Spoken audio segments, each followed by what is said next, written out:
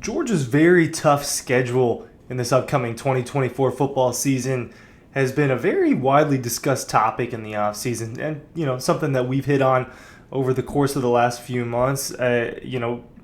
It's daunting, right? It'd be daunting if Georgia was not projected to be the best team in the country, and if we didn't think so highly about Georgia. Paul Finebaum was discussing who the pecking order is in the SEC, what the pecking order is in the SEC behind the Georgia Bulldogs.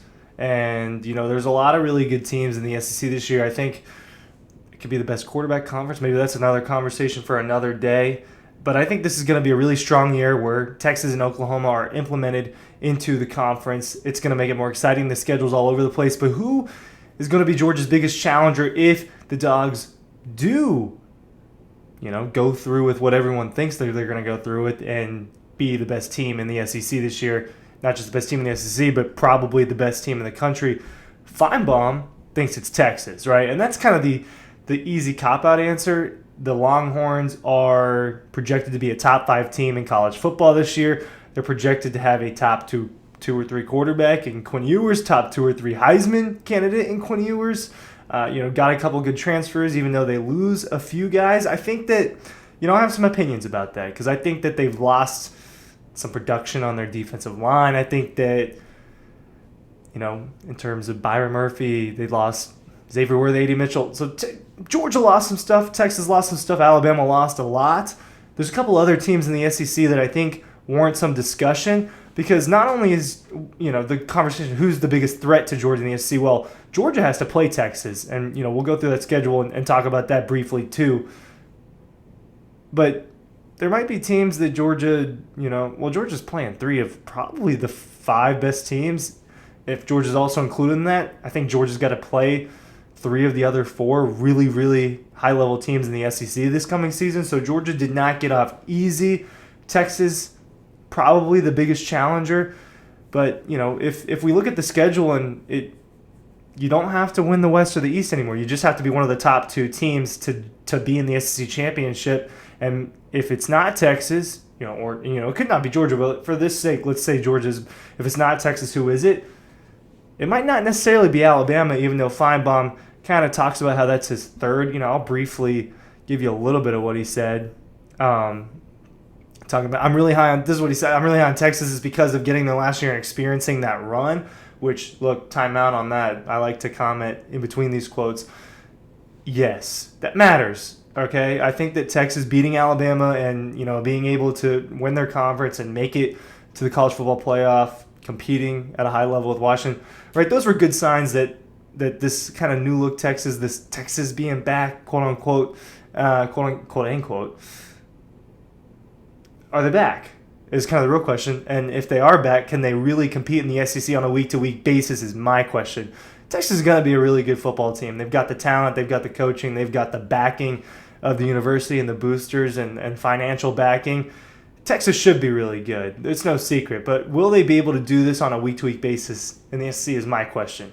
Finebaum goes on to say, I think when you have a quarterback room as solid as this, it really makes things a lot easier, and they have so many compliments around that. They have a coaching staff that has some experience, right? So he's not giving out any secrets, but I thought what he said about Alabama was interesting. I know a lot of people in the SEC, when I say that, go, well, what about Alabama? What about, and that's fair. I think if there had not been a coaching change in Alabama, I would be more likely to include Alabama as the next team. That's what Finebaum said. He also said, but I think coaching changes do take their toll, blah, blah, blah.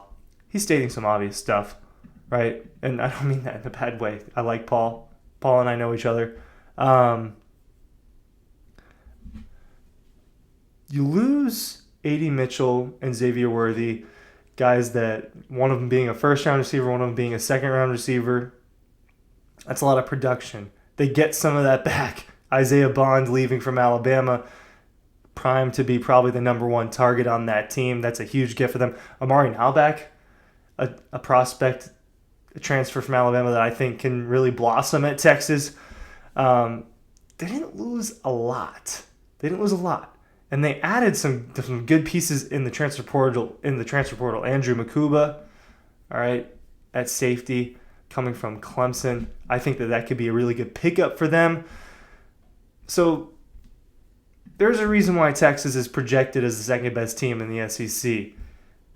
But I don't think that they're the only threat to Georgia necessarily. All right, let's talk about the other teams. Essentially giving the other teams their flowers. Because if the week-to-week grind for Texas ends up being too much, I kind of see them losing the Georgia game. At this point in time, I see them losing the Georgia game, although I think that's going to be really tough right now. Let's say it's lost. I want to go through Texas's schedule, and we will go ahead and share a screen for that, right? Since people complain that I don't share my screen enough, what am I looking at? We got Texas's schedule up, all right? I think that they beat Colorado State. I think they beat Michigan, UTSA, UL Monroe, Mississippi State. Then you get to really learn about Texas, right? How are they going to handle dealing with Mississippi State, Oklahoma, Georgia, Vanderbilt, right? Mississippi State and Vanderbilt probably not great teams. Oklahoma not going to be as good as them. At Arkansas, at Kentucky, at Texas A&M. They kind of got it easier compared to some of these other schools. So there's a reason why they're projected to go so far. But if they stumble, let's say they go to Arkansas or Kentucky gets them or something like that, and they lose another game, and there's a couple of 2-loss SEC teams in this mix. Who else could it be? Right? Just as I'm going through those tabs. One team I want to talk about is Missouri, and this is their schedule I have pulled up. I think this is interesting. Now, part of the problem is Missouri lost some stuff on offense, or on defense rather, right? You lose linebackers, you lose defensive linemen, you lose defensive backs. It's not good, and especially when you're a team like Missouri that doesn't necessarily bring in that high-level talent every single year the way a Georgia or a Texas or a Bama would.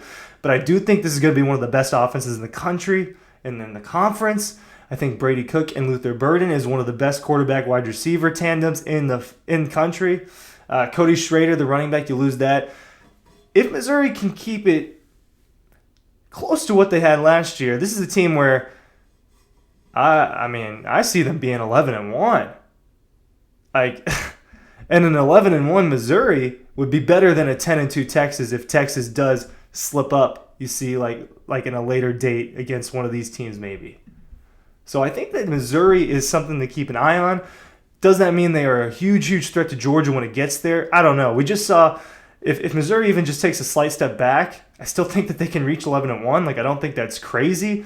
Really weird game against LSU is really the only and a game that they totally could have won is the only reason that they weren't 11-1 last year. This year, I think the schedule favors them because the only game I really foresee them losing is at Alabama just because that could be tough. But I don't think Alabama is going to be significantly better than the Tigers, right?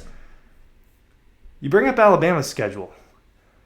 And as much as I think they will take a step back and as much as I think that there is a talent drop-off, I also think that Jalen Milroe is probably going to have a good season. I don't think that the weapons are bad just because you lose Isaiah Bond. You still have Kobe Prentice. You still have a really good running back room that features Miller. It features Haynes. It features some young guys that they're really good at that spot. They've got a solid offensive line. They've got a deep offensive line. I don't think this is going to be a bad Alabama football team. And it's a team that, at the end of the day, 11-1, 12-0, also on the table for these guys. Probably not 12-0 just because I think that they're going to lose to Georgia. But, at Tennessee could be tough. Maybe that's a really tough one. We've seen Tennessee beat them in years, in a recent year. At LSU could be tough. It's, most likely going to be at night. So maybe Alabama goes 10-2. My point being here is let's look at Ole Miss as well. It's going to be very interesting who's going to end up in this SEC championship game. Because then you look at this and it's like, well, Ole Miss can go 11-1 or 12-0 or 10-2, right? Do I think that's going to happen? I don't know, but which game on the schedule do you see them losing other than Georgia? They're better than every other team. And that is the most interesting thing about this season as I try to get my face back on here. And I'm failing to do that. I will hopefully get that done in a second. There we go. As I allowed you to see my screen, view the schedule that I'm looking at so you can kind of get the logic behind it. All these teams have the potential to be like 10-plus win teams. So I really do think that there's 5 teams competing for those 2 spots in the SEC championship.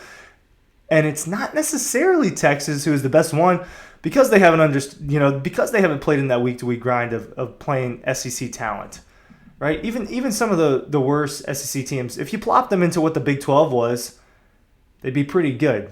And Texas didn't necessarily steamroll every single Big 12 team. So playing a little bit of devil's advocate, maybe it's not the Longhorns. If I really had to predict, though, I do foresee those teams just being legit playoff contenders that could go deep and win a national championship, right? Like if you said, hey, Ryan, I'm from the future, and guess what? Texas won the national championship. I'm not going to be surprised. I think that they're one of the handful of teams that has the capability of doing that. And the thing is, they can still do that and not win or make the SEC championship just because of how different things are. And making this video made me really excited for the season. It made me really excited for the season. Is Texas the clear biggest threat to the Dogs in the SEC? Answer that question down below.